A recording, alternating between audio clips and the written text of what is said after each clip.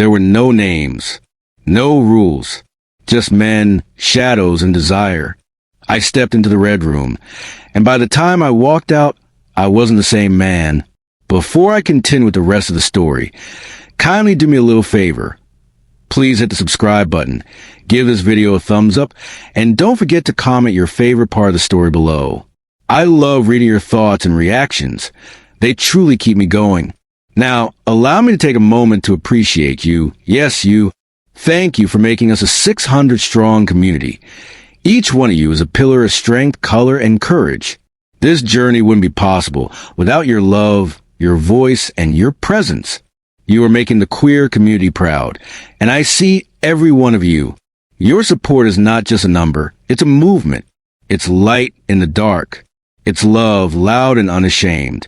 So from the bottom of my heart, thank you for standing with me. Thank you for being you. Now back to the story. It started with a card. Plain black, no writing. Just a single red wax seal, pressed with the outline of a key. I found it slid beneath my apartment door one Friday night. No sender, no explanation. Curiosity gripped me by the collar. I peeled the wax back, unfolding the card inside. An address, a time, and 2 words printed in sharp silver ink. Come alone. The address led me to a part of Chicago I rarely visited. Industrial, dark, forgotten by time. The building was nondescript. A converted warehouse. Its entrance unmarked except for a red glow seeping through the slats of the door. A man in black opened it. He didn't speak. Just scanned my card, nodded, and stepped aside. Inside was another world. Low lighting. Velvet walls. Soft music that throbbed like a heartbeat. And men. Everywhere. Some masked. Some lounging on leather settees. Some dancing, slow and suggestive, beneath a glass chandelier dripping with crimson light. No one asked my name. No one cared who I was. The anonymity was electric, liberating. I felt eyes on me before I saw him. He leaned against a far wall, half-shadowed, tall, confident, smiling like he knew exactly what I needed. Our eyes locked. Something inside me shifted. I didn't know his name, but I knew I was staying. He didn't move at first, just let his gaze crawl over me like a slow flame. I tried to look away, but it was pointless, like fighting gravity. Something about him felt familiar, like I had dreamed him before, in a place I didn't have the courage to admit. When he finally approached, my heartbeat faltered. The crowd around us thinned, as if the room understood this moment belonged to us. He didn't speak. Instead, he extended his hand. Strong. Steady. I took it without thinking. He led me to a corner booth, half hidden by sheer curtains. We sat close, shoulders brushing, knees almost touching. The tension between us hummed louder than the music. First time, he finally asked, voice rich and low. I nodded. You wear it well. His confidence was disarming. He didn't ask my name. I didn't ask his. That wasn't how this place worked. But I wanted to know everything about him. The way his lips curved when he smirked, the stories hidden behind his eyes. He poured us both a drink from the crystal decanter on the table. The liquid burned going down, but it matched the fire starting to build inside me. There are no rules here, he said, leaning in so close his breath kissed my ear. Only choices. I could feel the weight of his words. They weren't a warning. They were a promise. And I was ready to make my first choice. The longer I sat beside him, the more the room faded. I became hyper-aware of the brush of his sleeve against my skin, the way his knee nudged mine like a secret signal. It was intoxicating, the unspoken current that pulled us closer. He tilted his head and studied me. Why'd you come? The question shouldn't have felt so intimate, but it cut through me. I swallowed, because I needed to stop pretending. A knowing smile touched his lips. Then you came to the right place. He reached out, fingers barely touching the line of my jaw. I didn't flinch, didn't pull away. His touch was careful but certain, like he was learning my skin before memorizing it. Most men spend years thinking about what they want, he murmured, but never admit it. You? You walked through the door.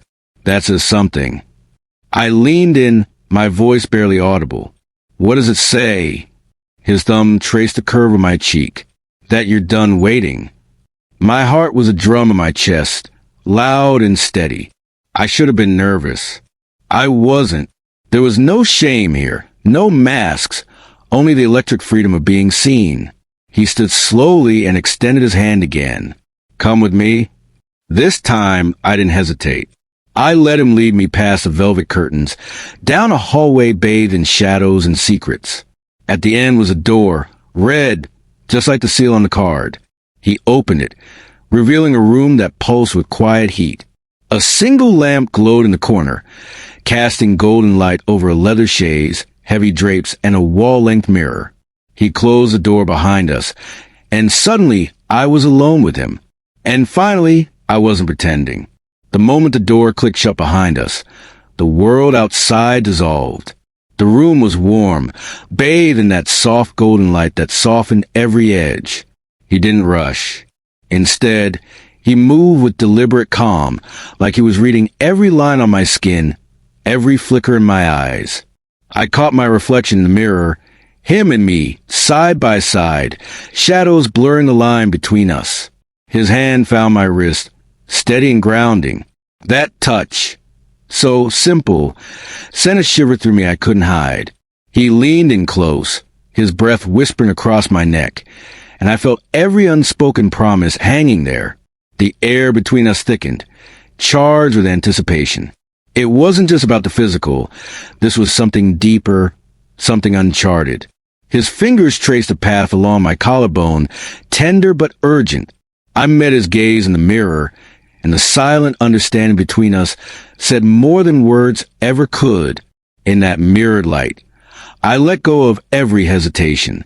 The rest of the night was ours, a dance of closeness and connection, where every glance, every touch, every sigh spoke volumes.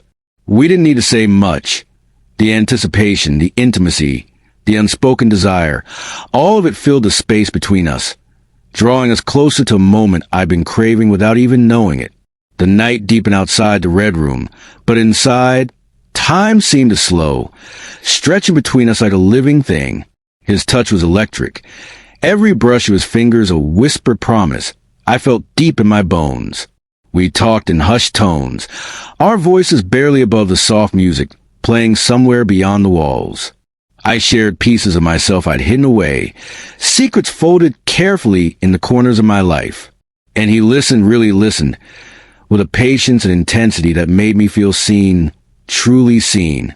His hands moved with gentle confidence, mapping the contours of my face, tracing the lines of my neck, lingering where the pulse throbbed strongest. The way he looked at me, with something equal parts hunger and tenderness, sent a thrill winding through me. There was a sacredness in that closeness, a trust unfolding between two men who knew the way to desire, but also the power of restraint. When his lips finally brushed mine, soft and deliberate, the world outside disappeared completely. It was a kiss that spoke of longing and promises, of things to come, and of the moment here now. I melted into him, not needing words, just the warmth of his presence and the slow burning fire igniting inside. Every second with him felt like a balance between control and surrender, like walking a razor's edge where one wrong step could unravel everything. And yet, in that tension, there was an exquisite thrill. He drew me closer, his hands firm but gentle, as if grounding me while silently asking for my trust. My breath hitched the moment his eyes locked onto mine, intense, unwavering, asking a question I hadn't yet dared to voice aloud. I wanted to say yes. His fingertips traced slow circles on my back, sparking heat beneath my skin. The world narrowed to the press of our bodies, the electric charge pulsing through every inch of me.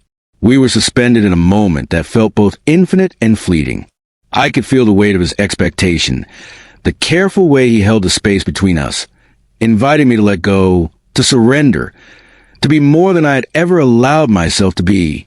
And in that silent invitation, I found the courage I'd been missing. The room had grown quieter, the outside world a distant memory. His presence wrapped around me like a soft, unspoken promise. And in that silence, everything felt amplified. Every glance, every breath, every subtle movement. He whispered my name, his voice low and steady, sending a ripple of heat straight to my core. I dared to meet his eyes again, finding in them a reflection of my own swirling emotions, desire tangled with vulnerability. There was no rush, no pressure, just two men exploring the delicate dance of closeness and trust. His hand found mine, fingers intertwining naturally as if they'd always belonged together. The anticipation was thick, but instead of consuming me, it grounded me, made me feel safe enough to fall deeper into this moment, to let go of the walls I'd built so carefully. As he leaned in, our foreheads resting gently together, I knew this was more than just desire. Yet the night stretched on, wrapped in a quiet intensity that neither of us wanted to break. His gaze held a fire that mirrored the one burning low inside me, something fierce and tender all at once. We moved closer, breath mingling, the heat between us almost tangible.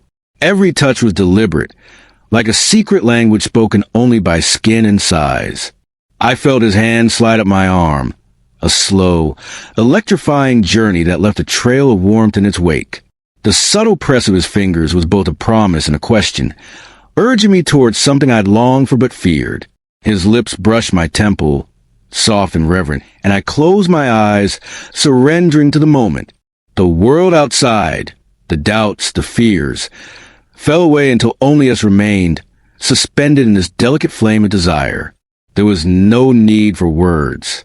Our connection spoke volumes, whispering of nights yet to come, of passion tempered with care, of trust earned and kept.